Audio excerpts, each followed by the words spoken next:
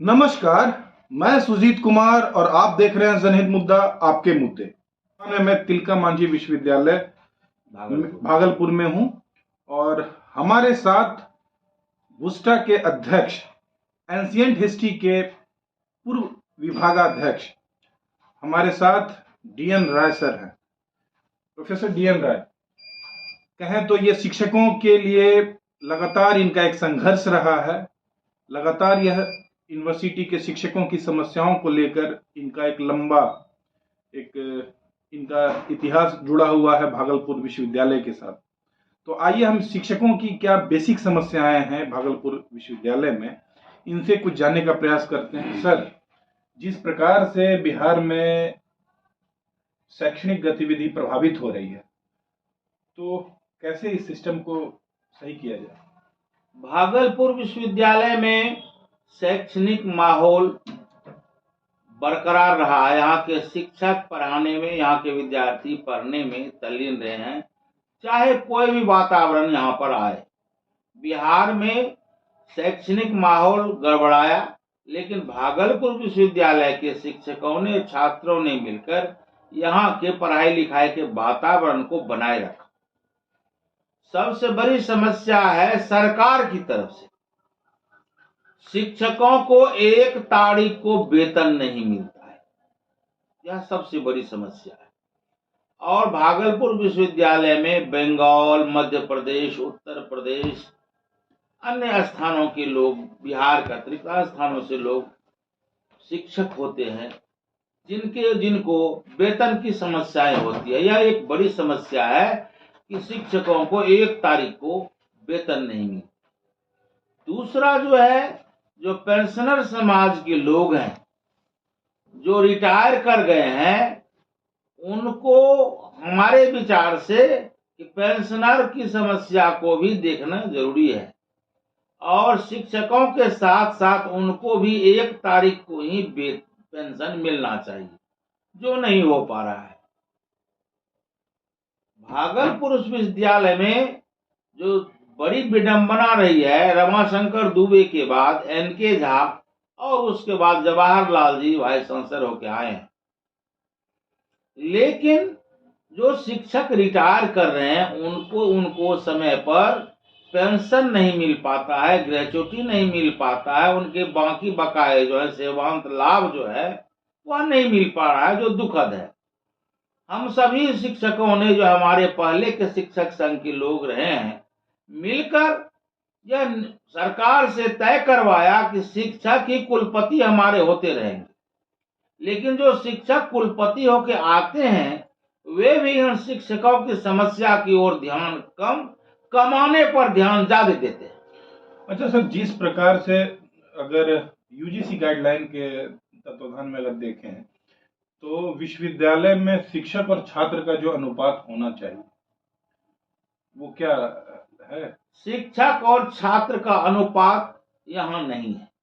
पहले भी हिंदुस्तान को मैंने बताया था, अखबार को, कि शिक्षकों की संख्या निर्धारित थी छात्रों के ऊपर, कि कितने छात्र होंगे और उसके ऊपर कितने शिक्षक होंगे। जैसे भागलपुर विश्वविद्यालय के टीएनवी कॉलेज में ऑनर्स की पढ़ाई जब यहाँ होती थी, हम लोगों के टाइम में, उस टाइम में 60 शिक्षक पर 60 विद्यार्थी पर 5 शिक्षक होते थे।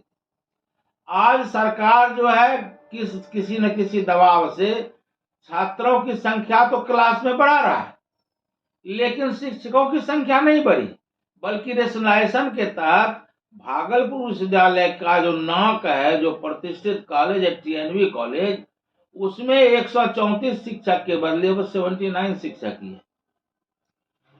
विद्यार्थी, अगर आप आज की तारीख में 234 लोगों का एक ऑनर्स में एडमिशन लेते हैं, भागलपुर विश्वविद्यालय में जितने कॉलेज हैं, किसी के बिल्डिंग में एक रूम नहीं है जिसमें 234 विद्यार्थी पढ़ सकते।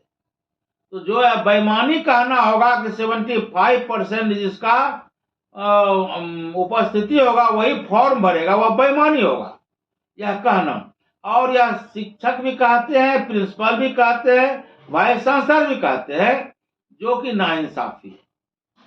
किसी कॉलेज को 234 लोगों के बैठने के लिए, छात्रों के बैठने के लिए कमरे नहीं है। तो यह तो एडमिशन लेना, फॉर्म भरना, परीक्षा देना, डिग्री बांटना, पढ़ाई लिखाई से कोई मतलब नहीं रह जाता है। तो शिक्षा का विनाश सरकार के साथ साथ कुलपति भी कर रहे हैं, जो नहीं होना चाहिए। और जो बार बार होता है शैक्षणिक यूनियन के लिए, शैक्षणिक उन्नति के लिए, शैक्षणिक वातावरण के लिए काम किया जा रहा है, यह कहना बेईमानी है, नाइंसाफी।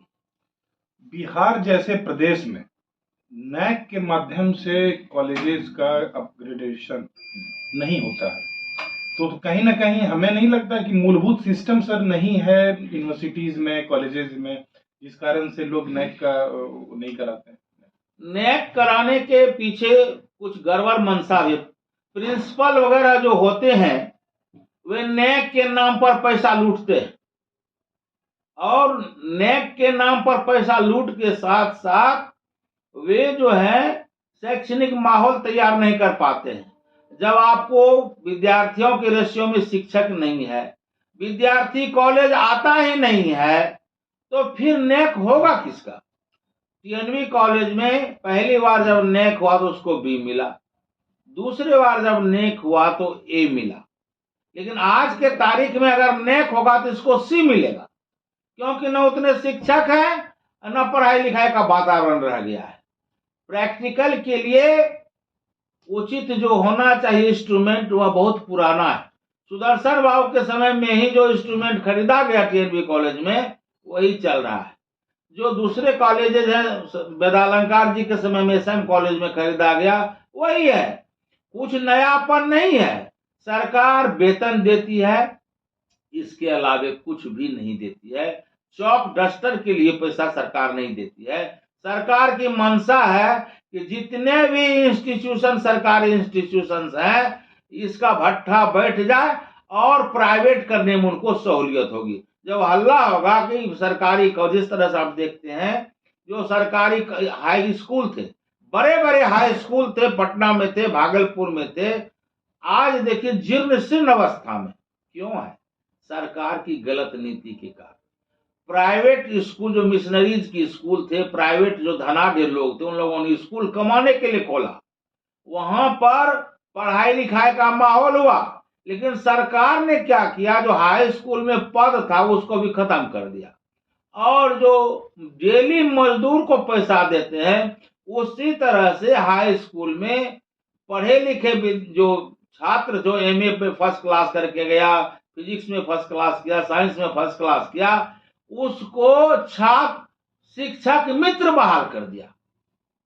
आप देखेंगे जब नौजवान रहता है उसमें कुछ करने की ललक होती है, अगर उसका पेटे नहीं भरेगा तो पढ़ाएगा वो खाक। तो हाई स्कूल को बर्बाद किया सरकार ने, मिडिल स्कूल को बर्बाद किया, अब बारी है कॉलेज की, इसको भी 5 साल में बर्बाद करेगा।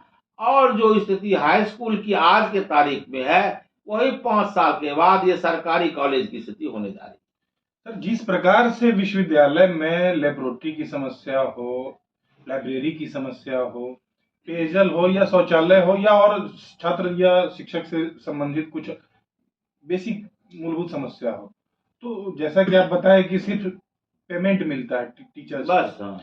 तो आखिर इस समस्या का निदान कैसे किया जाए? जब तक सरकार की मंशा ठीक नहीं होगी, ईमानदार कुलपति नहीं देंगे, तब तक इस समस्या का समाधान नहीं होगा। जितने भी कुलपति आ रहे हैं उनको जो है किसी इंस्टीट्यूशन से कोई मतलब नहीं रह गया। कमाने खाने वाला लोग आ रहा है, कमाता है, खाता है और चला जाता है।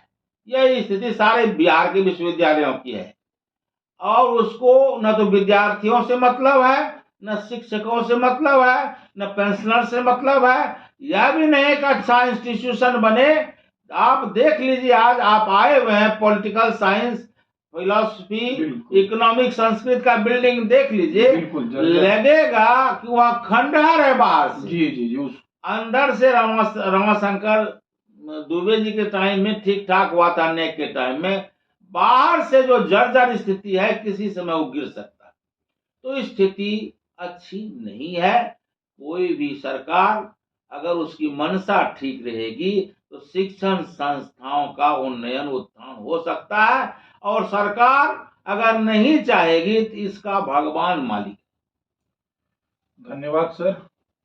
जैसा कि आप सुन रहे थे, शिक्षक संघ के अध्यक्ष भागलपुर विश्वविद्यालय के, इनका साफ साफ कहना है कि अगर मंशा सरकार की होगी तभी किसी भी इंस्टीट्यूशन का जो है उसका विकास हो सकता है, उसका उन्नयन हो सकता है, क्योंकि छात्र और शिक्षक का एक अन्योन्याश्रय संबंध है। अगर शिक्षकों की कमी है या शिक्षकों से संबंधित समस्याएं हैं, वो कहीं ना कहीं छात्र की समस्याओं को प्रभावित करता है। और हम आशा करते हैं कि जिस प्रकार से पूरे बिहार के प्रदेश की विश्वविद्यालयों की स्थिति दयनीय हो चुकी है, तो सरकार इस पे जल्द से जल्द इसके ऊपर पहल करे, एक विशेष कमेटी बनाकर, एक विशेष ट्रिब्यूनल का गठन करके जो है ऐसी समस्याओं का जल्द से जल्द निस्तारीकरण करे, छात्र हित में और शिक्षकों के हित में। तभी जो है विभिन्न विश्वविद्यालयों की समस्या और उससे संबंधित समाधान उसका ढूंढा जा सकता है, निकल सकता है। तो आप हमारे चैनल के साथ लगातार बने रहिए। लाइक, सब्सक्राइब, शेयर करना ना भूलिए। जय हिंद, जय भारत। ठीक रहे।